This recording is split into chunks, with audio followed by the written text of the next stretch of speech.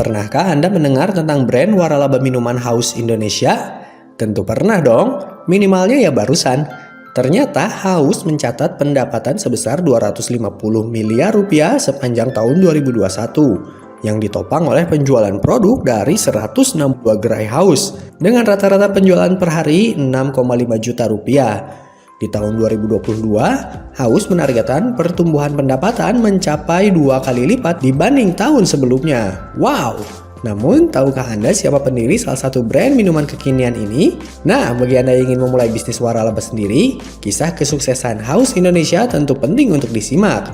Berikut kisahnya. Dewasa ini, masyarakat tentu sudah tidak lagi merasa asing dengan bisnis bermodel waralaba. Dalam kurun waktu beberapa tahun terakhir, bisnis waralaba tidak sulit untuk dijumpai dengan suguhan produk maupun jasa yang memiliki kelebihan dan keunikannya masing-masing. Waralaba juga banyak dijadikan pilihan oleh para pebisnis, khususnya yang belum banyak memiliki pengalaman. Sebab dengan menjalankan bisnis ini, pebisnis tidak perlu repot berinovasi dalam menciptakan produk, serta menghabiskan banyak waktu untuk membuat sistem usaha. Nasib seseorang hanya akan bisa diubah melalui usaha yang dilakukannya. Pernyataan tersebut ternyata dibuktikan oleh salah satu pendiri Haus Indonesia, yaitu Gufron Syarif.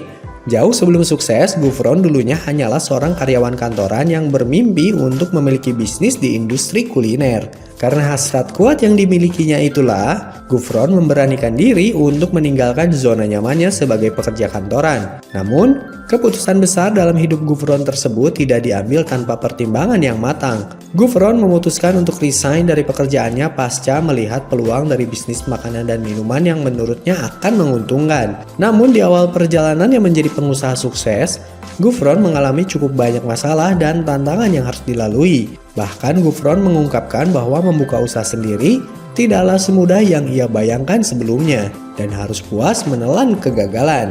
Sebelum sukses mendirikan Haus, Gufron Syarif mengatakan bahwa dia pernah berjualan donat dengan berbagai bentuk, mulai dari bentuk hewan dan huruf-huruf yang menarik. Sayangnya, bisnis itu tidak bisa bertahan, terutama ketika bulan Ramadan tiba di mana orang-orang jarang tertarik untuk membeli donat. Akhirnya pada 2015, Gufron pun mulai melakukan riset untuk melihat peluang bisnis yang ada. Menurutnya, sejak kehadiran aplikasi delivery online, landscape bisnis makanan dan minuman di Indonesia telah berubah. Gufron pun memutuskan untuk melakukan risetnya ke Cina.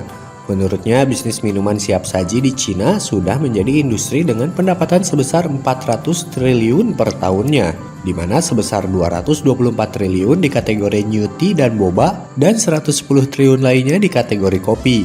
Dengan peluang pasar yang besar tersebut, Gufron akhirnya memutuskan untuk membuat bisnis beverage atau minuman dengan target pasar dari kalangan anak muda. Sebab menurutnya belum ada satu brand pun di Indonesia yang menjangkau target pasar tersebut dalam bidang minuman kategori new tea dan boba. Itu menjadi kesempatan buat saya dan teman-teman untuk mendirikan Haus, lalu dengan cepat harus menjadi top of mind untuk kategori new tea dan boba di segmen ini. Selama 3,5 tahun terakhir, kita lagi berjuang untuk bisa jadi top of mind di kategori dan di segmen itu, ucap Gufron. Berdasarkan analisis di bisnis minuman tersebut, mereka memutuskan untuk mencoba mendirikan brand minuman dengan daya tarik yang agak berbeda. Bukan hanya jenis minuman kopi, mereka juga menetapkan harga jual dari produk minumannya dengan harga yang lebih terjangkau jika dibandingkan dengan kebanyakan kompetitor. Setelah itu, barulah mereka memikirkan nama dari brand minuman yang akan dibangunnya. Disinilah nama Haus terbentuk, dengan latar belakang penggambaran spesifik mengenai jenis minuman. Selain itu, nama tersebut juga dianggap sederhana dan mudah untuk diingat para pelanggannya. Haus Indonesia pertama kali membuka gerainya di Binus di masa menjelang Lebaran tiba. Kala pertama kali berjualan, gerai tersebut berhasil menjual hingga 150 gelas per harinya. Setelah itu penjualannya pun terus meningkat dan mulai luas dikenal oleh masyarakat. Mulai dari anak SD hingga orang tua menjadi penikmat dari minuman yang dijajakannya. Seiring dengan perkembangan bisnis, Haus Indonesia kemudian melakukan kerjasama dengan sebuah perusahaan ojek online. Pastinya bentuk kerjasama tersebut berhasil membuat penjualannya kian membludak. Para pemilik Haus Indonesia pun memutuskan untuk menjalankan bisnis waralaba. Tujuan utamanya tentu untuk melebarkan sayap bisnisnya, sekaligus berbagi kesempatan bagi mereka yang ingin menjajal dan menekuni dunia bisnis minuman kekinian. Model bisnis waralaba ini juga menurut Ferry cocok bagi kalangan manapun, termasuk dari generasi milenial. Nah, dari sinilah Haus Indonesia terus berkembang hingga sukses menjadi brand minuman kekinian yang banyak digemari oleh masyarakat Indonesia. Seperti pepatah mengatakan, hasil tidak akan mengkhianati usaha. Hal inilah yang juga dirasakan oleh para pendiri Haus Indonesia yang berhasil meraih kesuksesan besar setelah banyak mengalami kegagalan mengembangkan brand tersebut. Terbukti setelah pertama kali mengoperasikan gerainya di kampus BINUS, Haus Indonesia berkembang dengan pesat dan terus membuka outlet baru di lokasi yang baru pula. Hingga pertengahan 2019 sendiri, Haus Indonesia telah memiliki 63 gerai yang laris manis digandrungi penikmat setianya. Tidak hanya itu, Haus Indonesia juga melaporkan bahwa penjualan yang terjadi di seluruh outlet yang dimilikinya mencapai 35.000 cup setiap harinya. Jumlah tersebut tentu sangat menakjubkan untuk dilakukan oleh sebuah brand minuman kekinian yang masih belum lama berjalan ini. Untuk biaya waralabanya sendiri, Haus Indonesia pada awalnya hanya membebankan biaya investasi sejumlah 120 juta rupiah. Namun, seiring dengan semakin berkembangnya brand tersebut dan makin banyak gerai yang dibuka, Haus Indonesia menaikkan biaya investasinya menjadi 200 juta rupiah. Peningkatan dari syarat investasi untuk bermitra di bisnis tersebut dilakukan bukan tanpa alasan.